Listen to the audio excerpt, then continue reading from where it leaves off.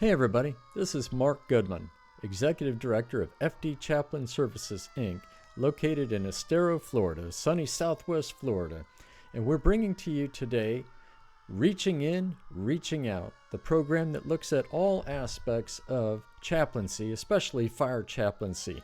Today is episode number 2, The Role of the Chaplain, Part 2. So grab a notepad and pen and grab a coffee and let's get started and let's dig in today. So take care.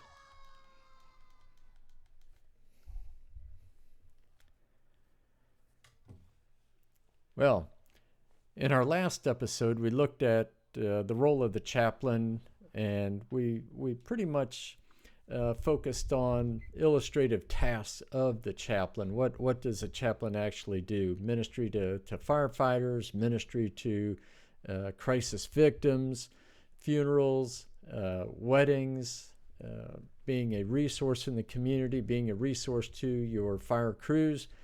But want to dive in a little bit more today and really define and look at who is the fire chaplain? What is the fire chaplain? What's the fire chaplain supposed to do? So we're going to first start by defining fire chaplain, and there are a multitude of different definitions of chaplain. This is one that's adopted by the Federation of Fire Chaplains, of which I am an instructor 3 for them and a member, and they look at the chaplain as a spiritual presence in the world of fire department and emergency services. So that's a pretty broad definition, but it's succinct in that it's a spiritual presence. We're to bring spiritual care and comfort to those that we serve. And the chaplain responds alongside of firefighters, and we focus on the needs of firefighters and crisis victims. So that's a mouthful, and we want to break that down. We want to look and see how we can operate in that definition of who the chaplain is. So what we do, what does the chaplain do? Well, the chaplain ministers to the needs of people in the fire service and crisis victim ministry, if that's an area that your department wants you to do, and we would certainly hope that you would do. And we minister and we serve to those of all religious backgrounds. And we say that the fire chaplaincy is non-denominational, it's non-sectarian, so non-denominational, so it's not Baptist, Lutheran, Catholic, whatever. It's non-sectarian, whether it's Christianity, Judaism, Islam. We will minister to all of any faith, to those of faith or to those who have no faith at all, even though we might run across a firefighter or a crisis ministry victim. They don't have faith. Maybe they're professed atheist. It does not matter. We are going to provide spiritual care and comfort, resources, however we can minister to those people and serve God and represent God. So a minister is a servant. We know that, acting on the authority of another, and we act on the authority of God. We believe that we've been called into this ministry, and when you minister to someone, you are actually taking care of someone. So we are a spiritual presence. We are the ones that are bringing hope to a situation. A lot of times we see death, we see destruction, and we see all kinds of horrific things. And like I said last time, when somebody asks, what do you do, chaplain? I said, well, I get to meet with people on the best day and the worst day of their lives. So we definitely have to understand that we are walking into situations where there might be extreme grief. We may be on a scene where there's death involved, whether that's from a motor vehicle accident, maybe an extended illness where the death might not have been not unexpected, or folks knew that their time was coming to an end, or in a fire situation where someone has lost their house, they've lost all their belongings, maybe they lost a pet, maybe someone was deceased in the fire. So we're the calm in the storm. The chaplain is the one who brings hope into a situation. We're the ones who bring peace into a situation. So we're going to talk about all those aspects of the characteristics of a fire chaplain, the behavior of a fire chaplain. But as you get into chaplaincy, and like I said, we're a spiritual presence, and I tell pastors that are training to be fire chaplains that if you think that your primary role as a fire chaplain is to convert someone to your denomination's way of thinking, or to bring them into a relationship with Jesus Christ, if you think that's your primary responsibility as a fire chaplain, you're probably going to have a pretty tough time, because that is not the primary purpose of fire chaplains. We're to bring that spiritual presence. We're the calm in the storm. We're a resource. Our primary purpose in a situation may be to connect someone with someone of their faith background, their faith traditions. So, if I'm dealing with a firefighter or a crisis ministry victim that is of the Jewish faith, guess what? I'm going to do my best to connect them with someone of their faith tradition who can best comfort them in this time of trouble, or help them deal with the situation that they're dealing with, maybe a death or serious injury. So we have to understand the parameters of what we do and how we do it and who we're doing it for. We're serving them. It's not about us. It's not about us converting them to our faith tradition. It's about hooking them up. Now, don't get me wrong. You will have opportunity to share your faith after you have developed a relationship with those in the fire service, the crews that you work with. You might get the question from a firefighter, say, "Hey, chaplain, what exactly is it you believe, and why do you believe it?" And you'll have ample opportunity to share your faith and enter into those discussions with those that are seeking and looking for answers. So again, the primary purpose is not to convert others to Christianity or whatever your faith tradition is. You want to be a resource. You want to be a spiritual presence. You may be the one that's asked to pray for someone, pray for a need. We're going to talk all about prayer in another session as well. So what should a chaplain know?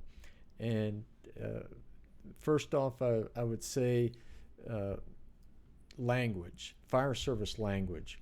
Those of you chaplains that are pastors, you understand that in your church you have a liturgy, maybe. You have words that you use that your congregation understands. When people say, in your church, you got to get saved.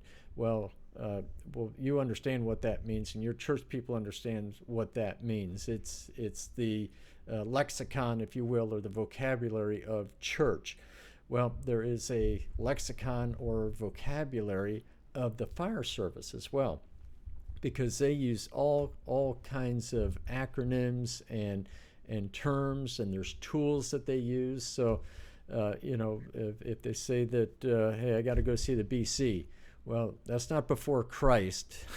The BC is the battalion chief. So we want to, as we develop a chaplaincy, and especially if you are not from the fire service or haven't served in the fire service in some capacity, that's going to put you on a learning curve to understand what they're talking about.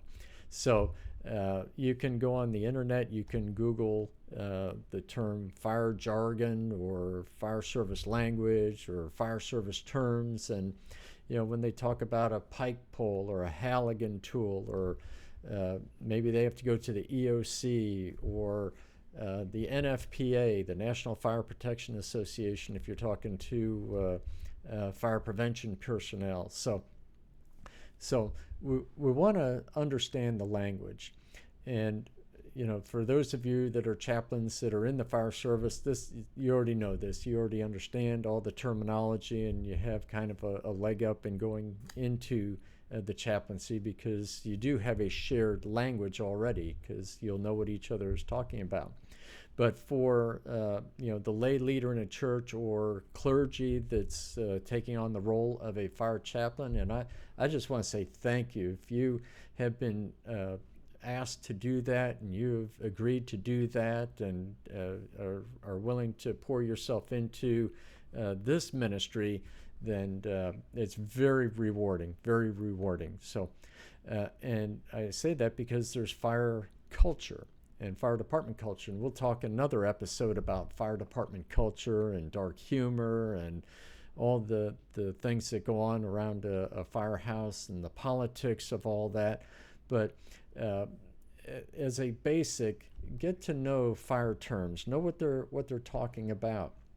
And if you're at the table with them, and if you're invited to sit at the station around the dining room table, where all the problems of the world get solved right there at that table. So if you're invited into that atmosphere and that table to share a meal or to share a conversation, and they're talking about stuff and you don't understand, you might not have a clue what they're talking about. Some of the medical terms and the abbreviations, and they're just going back and forth. It'd be like them talking Greek or Spanish or some other foreign language. It'll sound like a foreign language to you because you don't understand. But if you ask, hey, what did that acronym mean, or what were those things you were talking about? What was that tool you were talking about, or what does that mean? I guarantee you that those firefighters will be more than happy to explain what they're talking about. Why? It's relational. You've taken an interest in what they do and how they do it. So they're going to be more than willing to share and bring you along, and take you under their wing and help you understand, because they know that you're there for the right reason. And talk about motivations. Again, what is the motivation? Why do you want to be a fire chaplain? Well, I guarantee you, if you think that you are going to get into the chaplaincy just because it's really cool and you get to wear a uniform, or you get a t-shirt, or you get to ride on a fire truck with the engines and the lights going, sirens going, and if you're doing that just to be seen, or not really caring for those that you're serving, firefighters are a pretty savvy bunch too. They'll read right through that. They'll see that, hey, they're not really in it for me. They're really in it for themselves and what they can get out of it. So I would caution you again, the motivation of the heart determines a lot, and will determine how quickly you are assimilated in and accepted into the brotherhood and sisterhood of the fire service. Because I guarantee you, if you're in for the right reasons and you show the care and concern that is due those men and women who are putting their lives at risk and harm's way every day, they will know fake and they will know real. So I encourage you to be real. And one of the ways that you can be real is by understanding the language that they speak, so that you can begin to understand the language that they speak. Even in the tools they use, they every morning they go around, they do truck checks. They make sure all the equipment's in the right place and at the right time. And you may have opportunity to do a truck check with them and just ask questions. Well, what is that? And they'll tell you what that is. There may be a time on a fire ground where you are trusted enough that a firefighter may say, hey, chap, can you go get me a Halligan tool? Or, hey, chap, can you go get me a pike pole? And you just won't have a bewildered look, that you would actually know what that is. You would know where it was on the truck, and you could possibly go get it. So we'll talk more about those kinds of issues of whether you're going to be in what they call a hot zone, where you would even be in a position to get a tool for somebody, or if you need to be in the cold zone where you're completely out of harm's way, or if maybe you're in the warm zone and just with an incident commander, the IC again, there's another term, the incident commander, because we serve under the incident commander when we're on scene. So fire service language. The next thing is the fire chaplain will want to know a bit about fire operations, not because you're going to now become a firefighter, although maybe you are serving in the capacity, maybe as a volunteer firefighter, volunteer fire chaplain, and there again, you're on the front lines and you're going to understand a bit more about operations. But we want to know about fire operations. We want to know about truck placements, even. If you are allowed or directed to go to a scene. If you're called to a motor vehicle crash scene where there's multiple fatalities and there's family on scene and they need help dealing with those folks, it's good to know what their operations are, so you'll know where to park so that you'll be safe. If you're responding, sometimes we're, as chaplains, able to self-deploy, meaning we can choose which calls we're going to go to before we're actually called. Well, if you're called to or you respond to a traumatic injury call, well, you might want to have a radio or talk to the department about having a radio or whatever their communication system is, because if that traumatic injury is associated with a domestic disturbance, maybe the scene has not been secured by law enforcement, and fire and EMS crews are holding back a block away waiting for the scene to be secured, and here comes a chaplain roaring right up to the front door of the place. Maybe there's a perpetrator with a gun or a knife or something. So you have to be very cognizant of operations.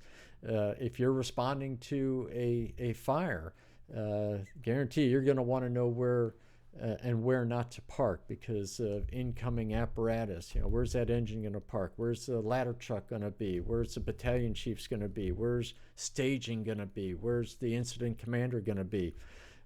I guarantee it, if you park yourself in the wrong place on a fireground scene or a motor vehicle crash, and you hinder operations, it's going to earn you a trip to the chief's office, and it's probably not going to be pleasant. So you'll hear me say it a number of times that as chaplains, we want to be an asset to our organization and not a hindrance, not a black eye, and certainly not in the way, certainly not putting ourselves in a position where we as a chaplain become a victim and now become an even greater problem for the responding crews. So all right, fire chaplain, know your audience, know who you are talking to, and the circumstance. Are you talking with a member of the public? Are you talking to a firefighter?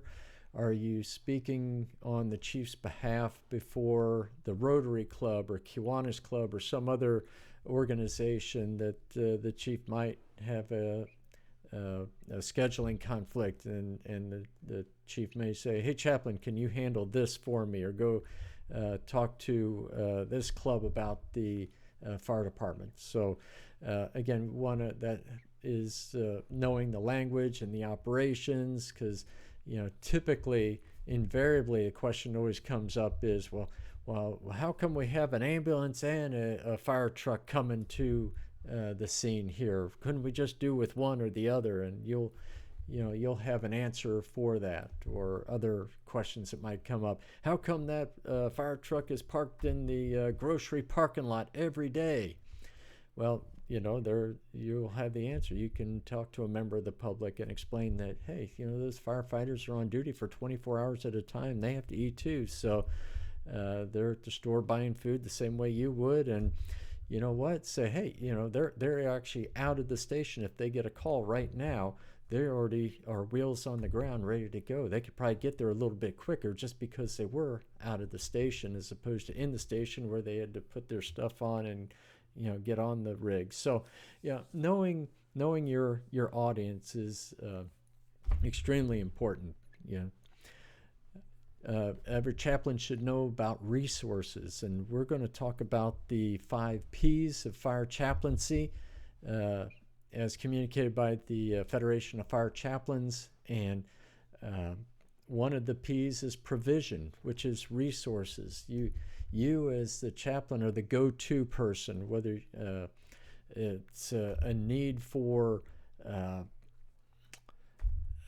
food or shelter or clothing for a family that's been burned out of their home. Maybe someone is in need of refer to a counselor. Maybe you're going to make a referral to a firefighter that's struggling with an alcohol or pill addiction, and maybe you can send them to, you'll know where the AA meetings are or those things. So you want to be a resource to the firefighters that you serve, and also to crisis ministry victims as well. So resources, and we'll get into that when we talk about another episode where we talk about the 5 P's. That'll probably be an episode per P. So I'll just save that for to kind of bait you for kind of a cliffhanger. Okay, what's coming up next? So we'll talk about the 5 P's. You want to know something about theology. Not that you have to be a theologian to be a fire chaplain. You don't necessarily have to be an ordained, licensed minister or a rabbi or a priest, but it would be a good thing to have a firm foundation to know what you believe and why you believe it. You ought to be able to defend your own faith tradition. As you go about your job as a fire chaplain, you may be asked to do certain things, and maybe it's something that is not of your faith tradition or your denomination. And me personally, I'm an evangelical Christian, and I'm a fire chaplain. But there's a lot of folks in the community that I deal with that are Catholic, or I come across those situations where there's a person who's deceased, and they may ask for a last rites or a blessing of the dead, and they say, "Chaplain, we're Catholic, can you do that?" And it's like, well, that's not part of my faith tradition, and maybe I'm not the one to do that. How about if I call your priest, or if they're visiting, or if I call the Catholic Church down the street and have one of their priests come, and they say, "Oh, that would be awesome. You can do that." Again, that's part of the resources. Knowing other members, clergy of different faith traditions in my neighborhood or in your neighborhood. So, you're going to want to know who your Catholic priests are. Have coffee with them. Find out if there's a synagogue in town, and strike up a conversation and have a cup of coffee with the rabbi, with the a local imam of the Islamic faith, and just say, I deal with people all the time. There may be an evening or 2 o'clock in the morning where one of your members of your congregation or your faith tradition passes away, and it'd be a great thing if I have your number and know you, so that when I call you at 2 o'clock in the morning and needing help. So you see what I'm talking about. So we'll talk about theology from the standpoint of what to say and what not to say. And again, that'll be another episode, because sometimes if we try to be churchy, if we try to be preachy, or you can only imagine the response if you're at a pediatric drowning and the child is deceased, and something I would never say is, well, God must have a plan in this. Well, that would be horrible. Parents would come unglued to say, how could that be part of God's plan? So we want to be very careful about how we maneuver as a chaplain.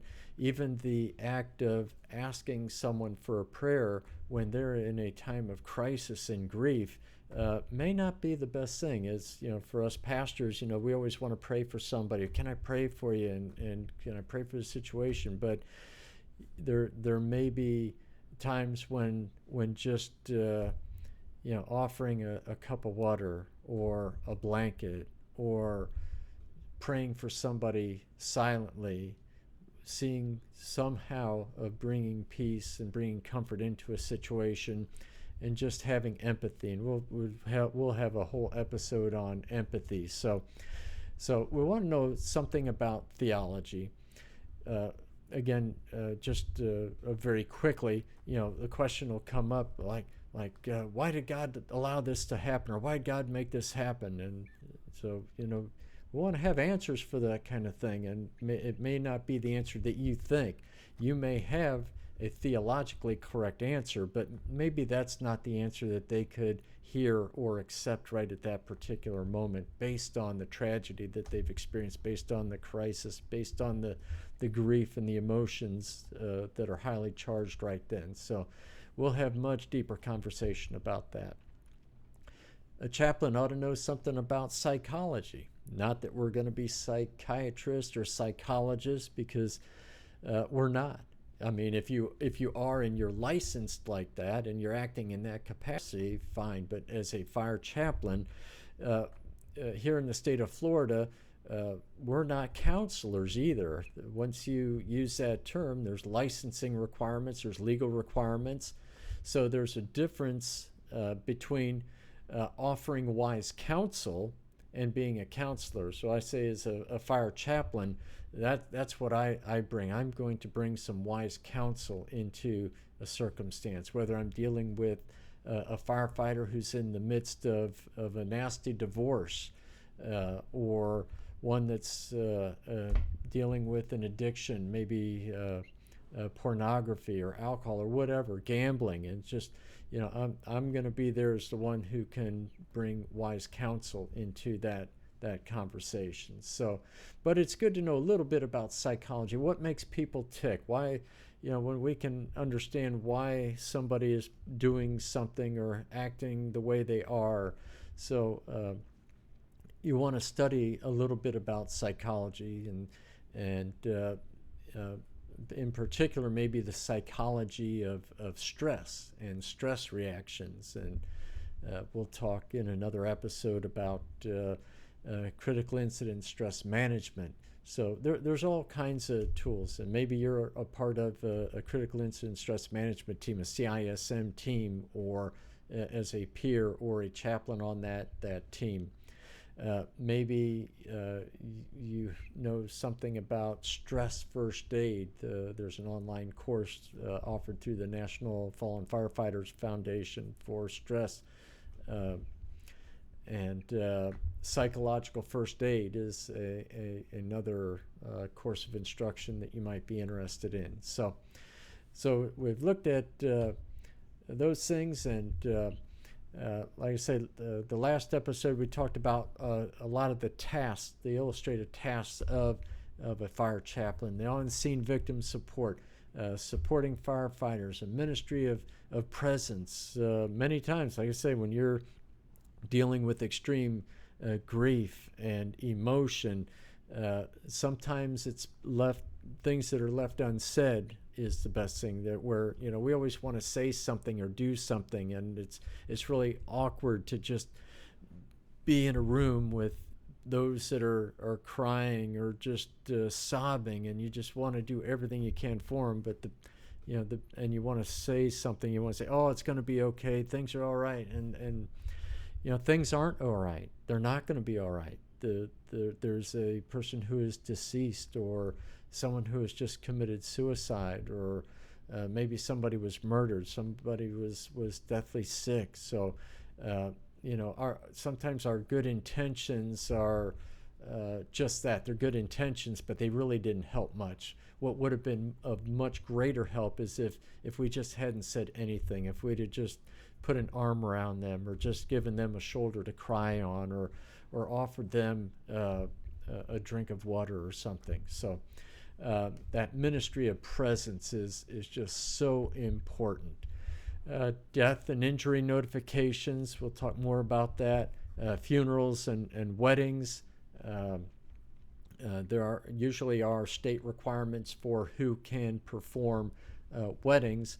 So if you are ordained clergy, that's usually a requirement. There's some states like Florida allow a notary public to perform weddings. So if you weren't clergy and you were still asked to do a wedding, that might be an avenue for being able to accomplish that.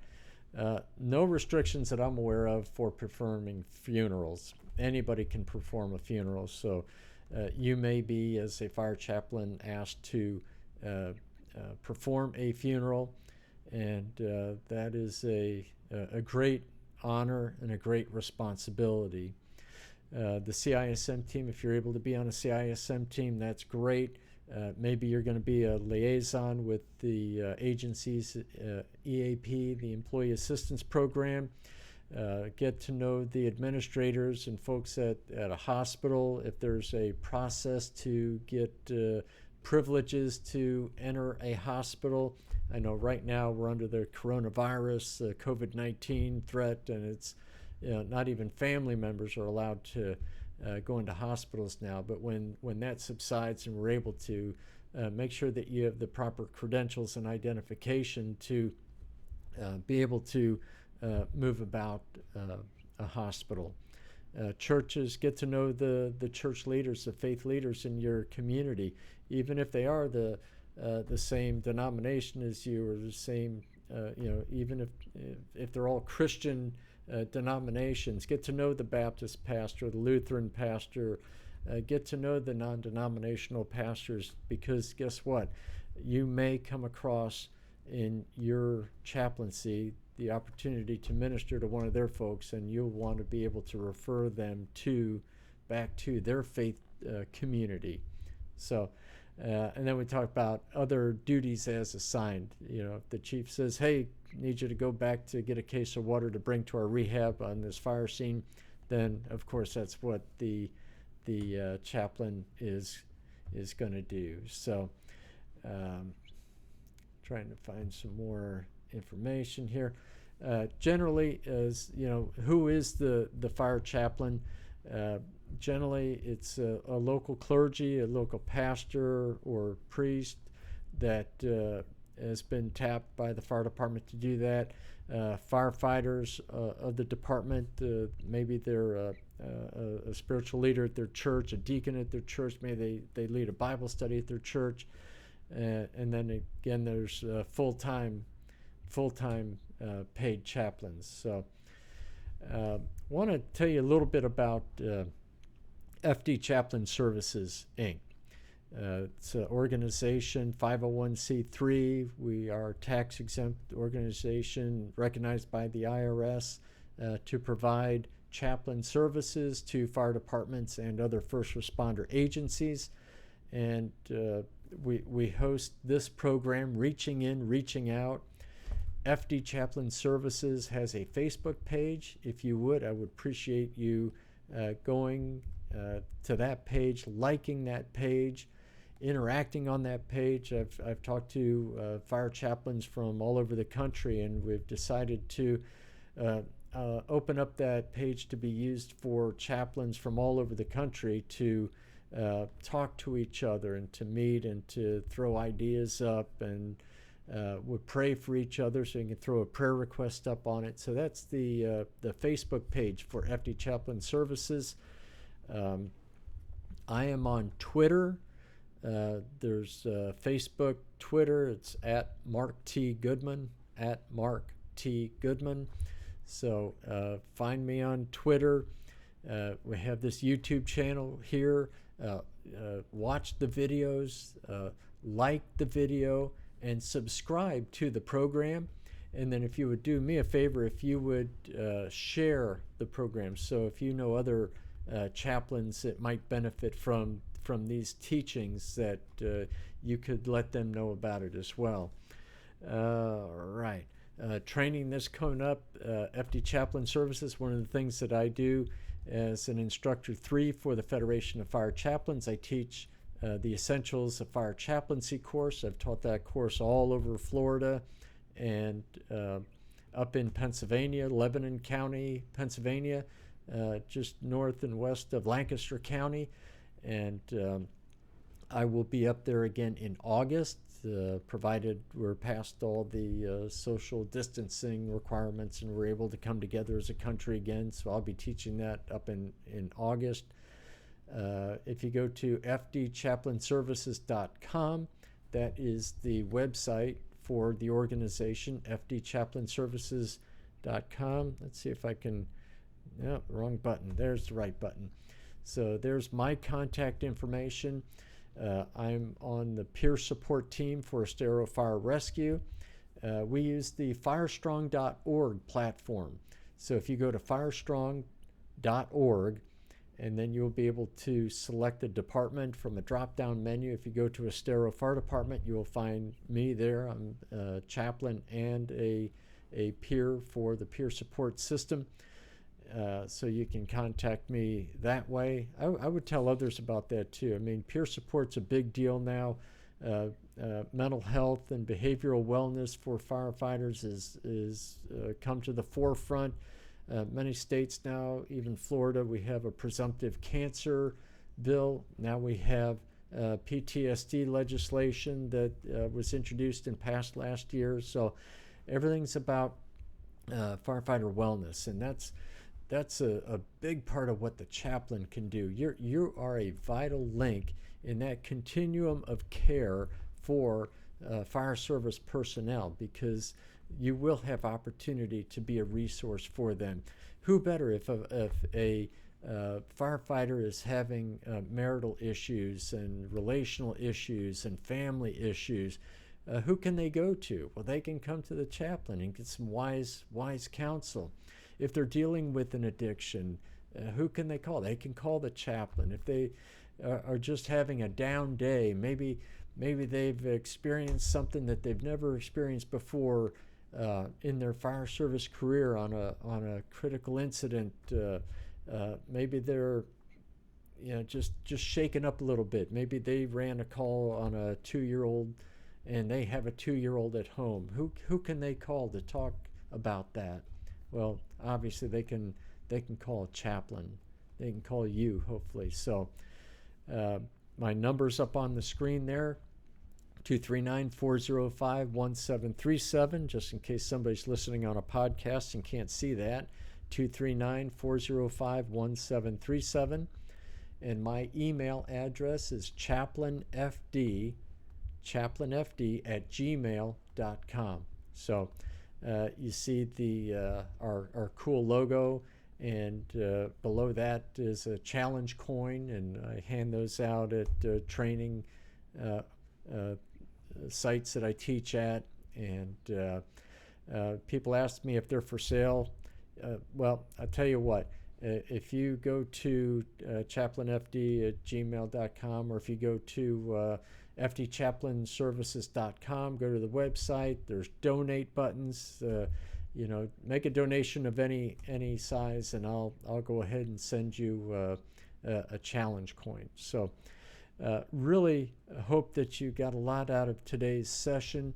There's so much more about who the chaplain is and what the chaplain does, and the behaviors of a chaplain, the characteristics of the chaplain. So look forward to part 3 of the role of the chaplain, because we're just going to talk about who the chaplain is and all the characteristics of a chaplain. So until next time, I want to say, may God richly bless you and be a blessing to others.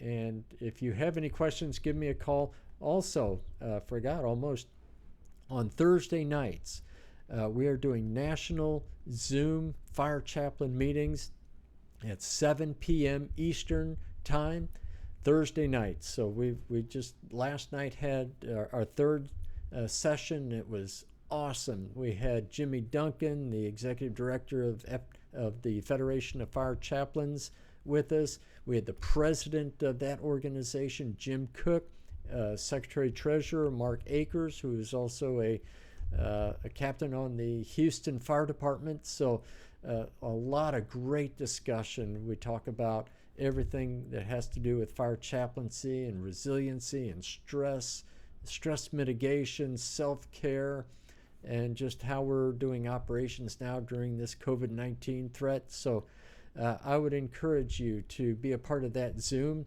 If you look me up on, again, the Facebook page, FD Chaplain Services, or my personal Mark Goodman Facebook page or Twitter account at Mark T. Goodman, just connect with me and ask to be a part of that Zoom meeting, and I will send you the meeting ID. We don't put that on social media because we don't want to be Zoom bombed with pornography or anything. So we're trying to use as much security as we can and still allow people to have a great place to get to know each other. And it's all about relationship too. So we're learning some great stuff, and we're building relationships too. So again, take care and God bless, and we will see you next time.